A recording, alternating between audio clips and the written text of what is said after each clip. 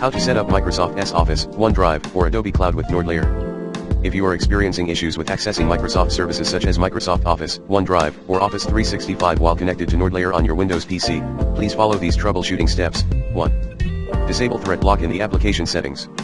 2. Go to Control Panel Network and Sharing Center, change adapter settings. 3. Section, you will see the name of your active network. 4. Right-click on your active network adapter and select Properties. Make sure you have selected the network adapter with the name from the previous step. 5. Select IPv4 and click Properties. 6. Add the following DNS addresses and click OK. 8.8.8.8.8.4.4 Note, in case you have any questions or are experiencing any issues, please feel free to contact NordLayer 24/7 customer support team.